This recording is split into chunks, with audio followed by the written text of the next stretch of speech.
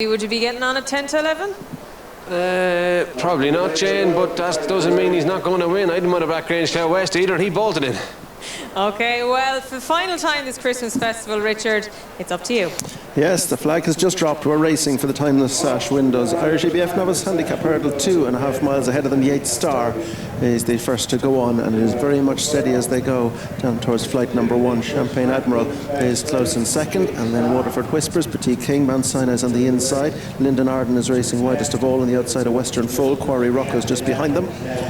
The early back marker is Sport in the Park, coming on towards flight number 1, and Champagne Admiral now has taken over the lead and gone on a little quicker, not a lot. Back in second is Waterford Whispers. Towards the inside is Yeats Star. Both of these bidding for a hat-trick. Waterford Whispers winning at Galway and Fairyhouse. Yeats Star, Downpatrick and Punchestown at each of their last starts. And just behind these, Petit King is on the outside of Mount Sinai. Western Fold is a little wider, and widest of all is Linden Arden. And just behind this group is Quarry Rocco with Sport in the Park, the early back marker. So now they race on their way across towards flight number 2 before they turn into the straight. Champagne Admiral, a winner at Limerick last time. The mount of Michael O'Sullivan, the Clipper Logistics Silks, leads them over it. From in second, Yeats Star. Waterford Whispers just one wider out under Mark Walsh. Yeats Star is Danny Gilligan's mount. Just up on there outside, Linden Arden, Brian Hayes aboard, and just behind these goes Petit King and JJ Slevin in the yellow with the stars. Paul Townend's down the inside, and Marco is next under Darragh O'Keefe, and last of all is Sport in the Park and Rachel Blackmore. Heading on now towards the flight to bring them up to past the stands. Flight number 3, it'll be flight 11 and the final one next time. Champagne Admiral going to lead them to it from Yeats Star in second, and then Waterford Whispers, Linden Arden and Petit King towards the inside. Just behind these, Mount Sinai is tucked away on the inside of Western Fold, and they're being followed by Quarry Rocco, and the back marker of all is the hooded Sport in the Park. So they race up now to past the winning post and head on towards the 2 flights towards the end of the straight. Champagne Admiral still with the advantage to Yeats Star now in a clear second. In third is Waterford Whispers, Linden Arden is 4, Mount Sinai is 5th back on the inside of Petit King, then Western Fold, who was just pushed a little wider out there. Quarry Rocco and Sport in the Park are the back pair. Racing now towards the 2 flights along the section before they turn into the back straight. Champagne Admiral from Yeats Star. Just behind them, Waterford Whispers. Linden Arden is next, racing a shade keenly thus far. Then Mount Sinai is down the inside. Western Fold, Petit King, Quarry Rocco and Sport in the Park, who runs with a high tail carriage at the back of the field as they now. And lost one there. Western Fold is the one to go. Slightly hampered Quarry Rocco, but Western Fold was the faller, and glad to report that Jack Kennedy is very quickly to his feet and away. No harm done. So now they turn towards the back straight. They still have 6 flights ahead of them, 4 in the back straight, 1 crossing to the straight and the 1 in the straight. And it's Champagne Admiral who leads Yeats Star. Waterford Whispers is 3rd. Linden Arden is back in 4, and then comes behind this one Petit King. Behind Petit King on the inside goes Mount Sinai. A couple of lengths break to Quarry Rocco, who's about a half a length up on Sport in the Park as they dispute the back spot as they come now towards the first of the 4 flights along the back. And Champagne Admiral continuing to show the way to Yeats Star in second spot, and third is Waterford Whispers. Linden Arden jumping right up on the outside, coming alive there over that flight, but is quickly restrained back. Plenty of time for that as they make their way on now towards the second of the 4 along the back. Champagne Admiral being chased by Yeats Star, and then comes Waterford Whispers. Linden Arden is next, and they chased by Petit King. Mount Sinai's dropped back alongside Quarry Rocco and Sport in the Park as they go to the flight right across from the stands, and it is Champagne Admiral who's over in front. Yeats Star, Waterford Whispers, Linden Arden, Petit King, Mount Sinai, then Sport in the Park, and in between them is Quarry Rocco and Lisa as they head well down along the back straight. Good rhythm for the horse in front, Champagne Admiral. He's in a really good rhythm. He looks really comfortable and happy at the moment with Michael O'Sullivan, who's dictating a steady pace in the early fractions of the race, Richard. And Linden Arden, the favourite, he's been expelling a bit of energy, pulling a bit hard in the early part. He would have preferred a stronger gallop, but they're about to inject a little bit of pace into it. They are as they head across towards the second last. Champagne Admiral just beginning to get an inch of rain now. Yeats Star, Waterford Whispers and Linden Arden 2, 3, 4 as they fan out wider. Petit King is just nudged along to go with them. Quarry Rocco's moving into position under Darragh O'Keefe. Mount Sinai is next, and then Sport in the Park as they race across towards the second last. Champagne Admiral, they're stacking wide behind this leader. Champagne Admiral's on the inside of Yeats Star. Waterford Whispers, Linden Arden, Petit King, and they're chased by Quarry Rocco, who's quickly come under pressure, and Champagne Admiral Admiral still rolling along on the front end with Waterford Whispers and Yeats Star. Lyndon Arden is now asked for effort in behind the leading trio, and they're in front of Quarry Rocco and Petty King.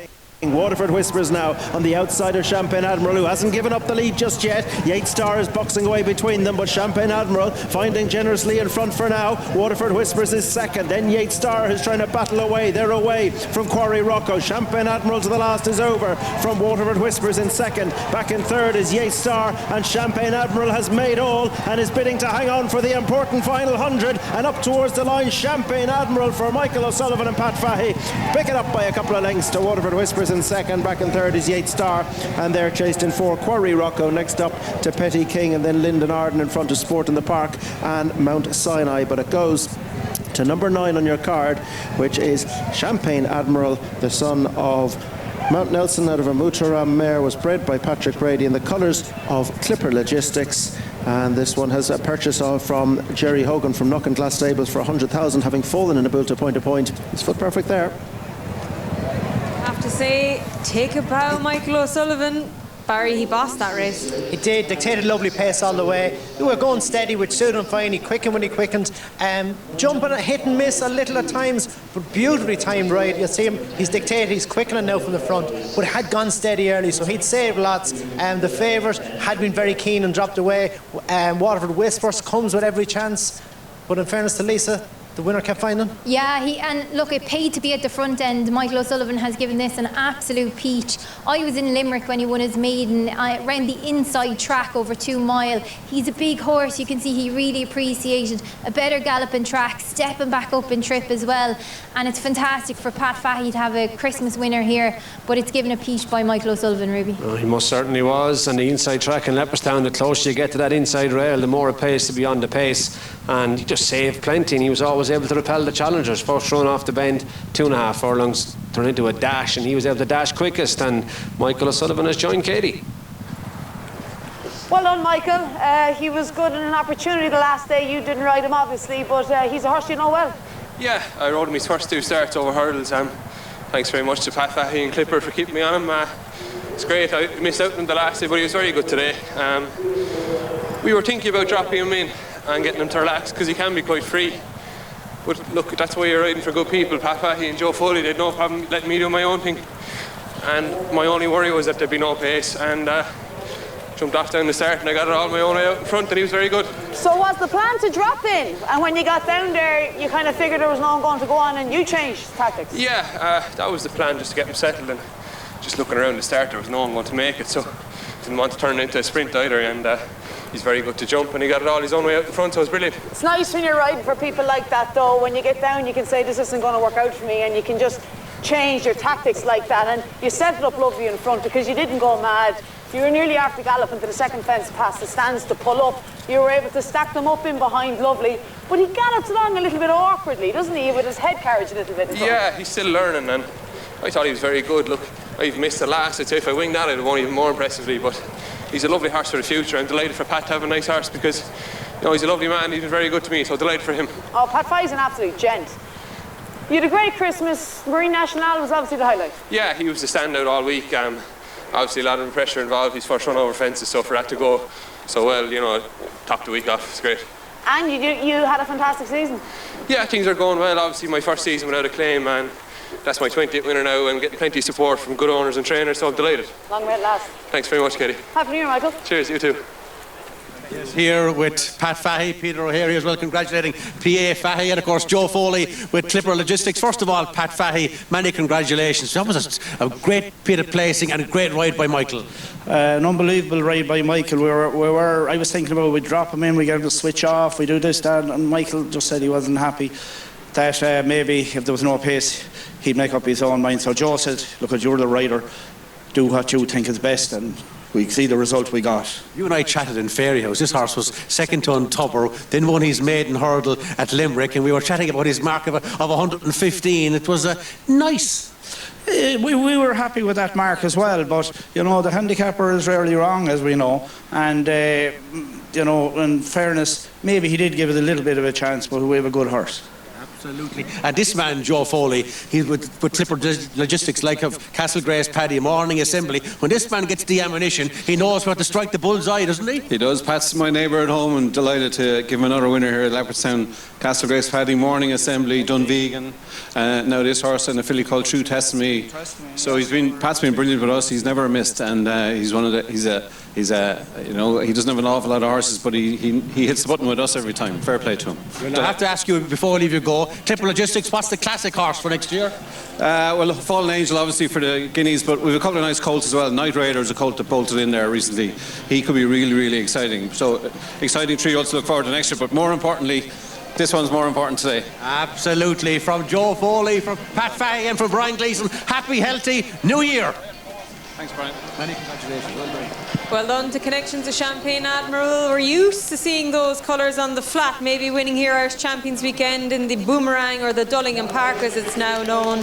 Steve Parkin now setting up in the UK with Soldier's Call and the Group 1 winning sprinter Shaquille. But he keeps his toe in the water with the National Hunt, and boy Ruby, he's been lucky, but he's been good. Yeah, he has been lucky, but he invests, Jane, and he keeps going. And it's more credit to the man walking in front of him there, Pat Fahy. I mean, I was in Down Royal once on St. Stephen's Day, and that was to ride 2 bumper horses for Pat Fahy when I was 16. I mean, he's a stalwart of the game. He's had some really good horses. He works incredibly hard in Loughlin Bridge. And, you know, we saw with James Nash earlier at Limerick, winners at Christmas for smaller size trainers, it's the shop window. It's how they publicise themselves, it's how they attract new clients, and best of luck to them. Pat's always done well, and he's had lots of good horses over the years. You mentioned Grangetown West,